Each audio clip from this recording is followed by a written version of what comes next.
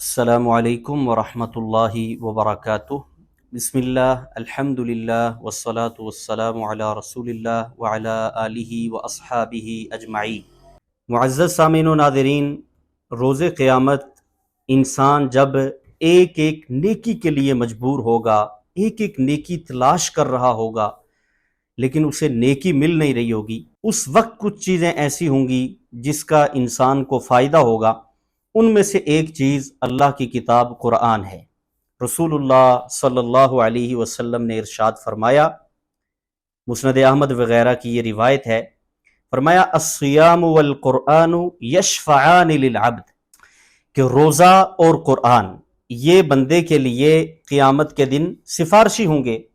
یقول الصیام، روزہ یہ کہے گا، ای ربی، کیا میرے رب، منعتہ الطعام والشہوات بالنہار، کہ میں نے اس بندے کو سارا دن کھانے پینے سے اور خواہشات پوری کرنے سے روکے رکھا، فشفعنی فیہ، لہذا اس کے حق میں میری سفارش قبول فرما۔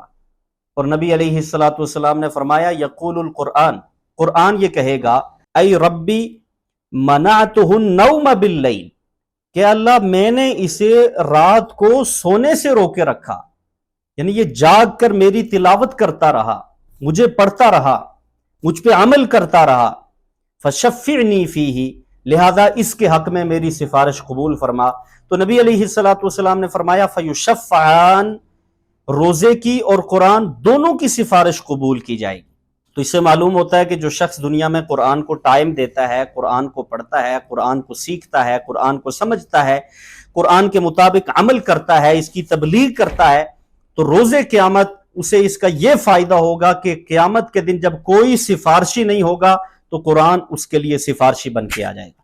اگر ہم بھی یہ چاہتے ہیں کہ قیامت کے دن قرآن ہماری سفارش کرے تو ہمیں قرآن مجید کے سارے حقوق ادا کرنے ہوں گے اور قرآن مجید کے مطابق پوری کی پوری زندگی گزارنی ہوگی۔ اللہ تعالیٰ سے دعا ہے اللہ تعالیٰ ہمیں اس کی توفیق عطا فرمائے۔ جزاکم اللہ خیرہ۔